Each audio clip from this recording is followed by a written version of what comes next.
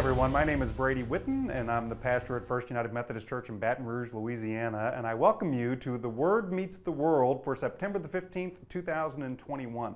So before we begin, I want to invite you to do a few things. First of all, would you please like and share this video? This is something new that I've been doing the last several weeks, and you can help me to get word out about it, again, by liking and sharing the video. Second of all, I want to encourage you to like, subscribe, and follow First United Methodist Church on the different social media platforms that you're viewing on.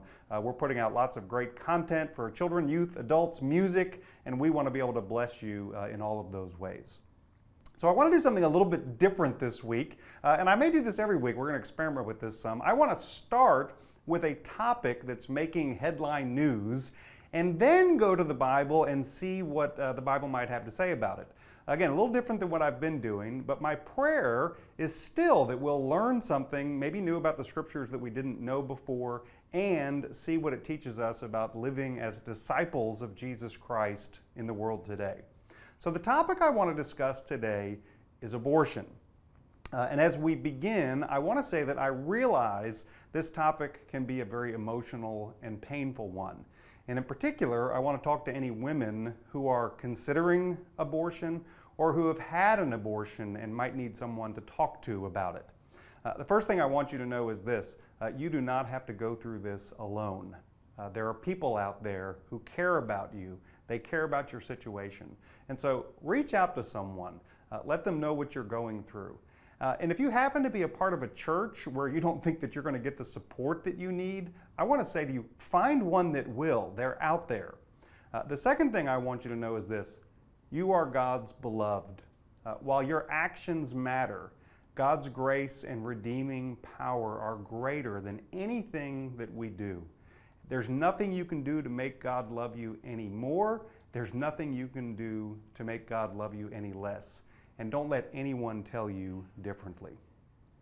So abortion has been in the news quite a bit recently because of a September 1st U.S. Supreme Court ruling allowing a Texas law to go into effect which bans abortions at about 6 weeks from the patient's last menstrual cycle.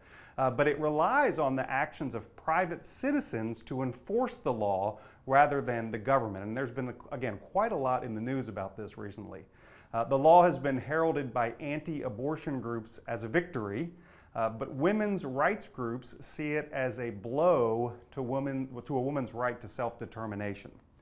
But what does the Bible have to say about abortion? The first thing I want to make sure we understand is that even though techniques to terminate a pregnancy were known and practiced in biblical times, the word abortion is not mentioned in the Bible at all. The scripture that most people point to support a ban on abortion is Exodus 20:13, which is the Ten Commandments, where it says, "You shall not murder." And murder is technically the unlawful, premeditated killing of one human being by another. But this brings us to one of the more complex aspects of this topic. Is a fetus a human being with the same legal and ethical rights as a person who has been born? At what point does a fetus become such a being? The question really is, when does a person become a person? And the biblical answer is not as cut and dry as we might think or as we might like it to be. So just after Exodus 20, where we read, "You shall not murder," there's a section of scripture that expands upon these commandments and offers more specific legal guidance. And in Exodus 21, 22 through 25, a subtle distinction is made. And I want to read it to you. So again, this is Exodus 21, 22 through 25. This is the NRSV translation. "When people who are fighting injure a pregnant woman so that there is a miscarriage, and yet no further harm follows, the one responsible shall be fined what the woman's husband demands, paying as much as the judges determine. But if harm follows, then you shall give life for life, eye for eye, tooth for tooth, hand for hand, foot for foot, burn for burn, wound for wound, and stripe for stripe." So in this case, Exodus teaches that if a fetus is injured and miscarried, but there's no further harm to the mother or to the woman, then a monetary payment is to be made to the husband, and the fetus then is treated as property. But if the woman is harmed, then the penalties one would expect for a human being are enacted. And we see this distinction in modern day laws as well. Think about it. The IRS doesn't give a child tax credit for a fetus. A father doesn't pay child support for a fetus. But what the Bible seems to say here in Exodus 21 is that a fetus does not have the same standing and rights as the mother, that the fetus is not yet a person in the same way. But of course there are other passages that seem to suggest a fetus is a full person, a person known by God. In Jeremiah 1:5, for example, the writer, speaking for God about the prophet Jeremiah, says this, "Before I formed you in the womb, I knew you." So when does a fetus become a person with the same rights as a living, breathing human being? Is it at conception? Is it when the heart first begins to beat? Is it at first breath? Rabbi Elliot Dorff, who is a bioethicist and professor of Jewish theology at the American Jewish University in California, says, "The Jewish tradition holds that we enter life in stages and we leave life in stages." Even for the Roman Catholic Church, there is no defined moment of what's known as ensoulment. So where does that leave us? Is a fetus a person with the same rights as you and me? Is the termination of a fetus murder? What is the biblical understanding of abortion? Well, if we're completely honest, we have to say that the Bible does not provide a definitive answer. And so you and I are left to decide. So some churches, like the Roman Catholic Church, forbid all abortion. The United Methodist Church, of which I'm a part, takes a little more nuanced stance. The 2016 social principles of the United Methodist Church say this: "Our belief in the sanctity of unborn human life makes us reluctant to approve abortion, but we're equally bound to respect the sacredness of the life and well-being of the mother and the unborn child. We recognize tragic conflicts of life with life that may justify abortion, and in such cases we support the legal option of abortion under proper medical procedures by certified medical providers.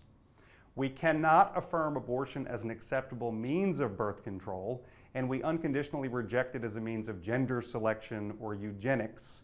And we mourn and are committed to promoting the diminishment of high abortion rates." So personally, I find the either or of our current dialogue extremely unhelpful. I'm a person who believes in the sanctity of life, all life. I actually capture bugs in my house and I set them free outside.